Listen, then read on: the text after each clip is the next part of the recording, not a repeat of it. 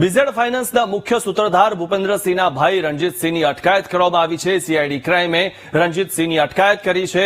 મહાકૌભાંડી ભૂપેન્દ્રસિંહ ઝાલા સાથેના સંપર્કની વિગતો મેળવવામાં આવી અને આરોપીના લોકેશન અને નાણાકીય વ્યવહારોની તપાસ કરવામાં આવી। ત્યારે સીઆઈડી ક્રાઇમની તપાસમાં કંપનીની માહિતી પણ મેળવવામાં આવી છે।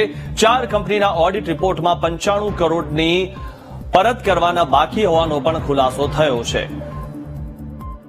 ત્યારે ભૂપેન્દ્રસિંહ ઝાલાનો ભાઈ પકડાયો છે, પરંતુ જે મુખ્ય આરોપી છે ભૂપેન્દ્રસિંહ ઝાલા, તે ક્યારે પોલીસ પકડમાં આવશે, ક્યારે પોલીસના હાથ મજબૂત થશે ત્યાંના સુધી પહોંચવા માટે, તે પણ એક સવાલ છે।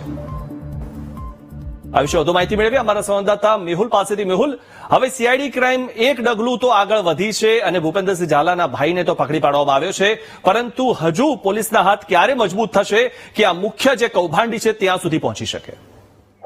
ભૂપેન્દ્રસિંહ સુધી પહોંચવા માટેની જે કડીઓ છે તે કડીઓમાં તેનો ભાઈ ખૂબ જ મહત્વનો હતો। રણજીતસિંહ ઝાલા જે છે તેની અટકાયત કરવામાં આવી છે, પૂછપરછ હાથ ધરવામાં આવી છે। આ રણજીતસિંહ પણ જે છે જે દિવસે ફરિયાદ નોંધાઈ ત્યારથી જ ફરાર હતો અને તેને પોલીસ શોધી રહી હતી।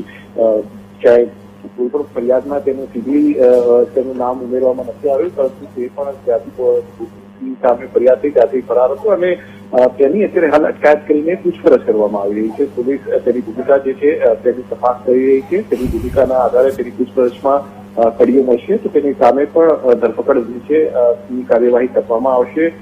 પોલીસ અનેક તપાસ જે છે તેની અંદર મુદ્દાઓ પોલીસ સમક્ષ આવ્યા છે, તેની વિગતો પ્રાપ્ત થઈ રહી છે। તેની ટેકનિકલ બાબતો નાણાં સંદર્ભે પણ પૂછપરછ કરવામાં આવી રહી છે। આરોપીઓએ તેના આરોપી ભૂપેન્દ્રસિંહ અને તેના પિતા જે ફરાર જે એજન્ટો છે તેને તેનો સંપર્ક કર્યો છે કે કેમ તેના સંદર્ભમાં પણ વિગતો જે છે તે પ્રાપ્ત થઈ રહી છે। અને જે ખૂબ જ મહત્વની કડી નીતિ રહી છે કે પોલીસને જે ઓડિટ જે 4 કંપનીઓ છે તેના ઓડિટ રિપોર્ટમાં પેપર તે સાબિત થયું છે કે 95 કરોડ લોકોને આપવાના જે છે તે વિઝેડ ફાઇનાન્સના બાકી છે અને તેની પણ વિગતો જે છે તે પોલીસની તપાસમાં બહાર આવી છે। જી આભાર મેહુલ, માહિતી આપવા બદલ।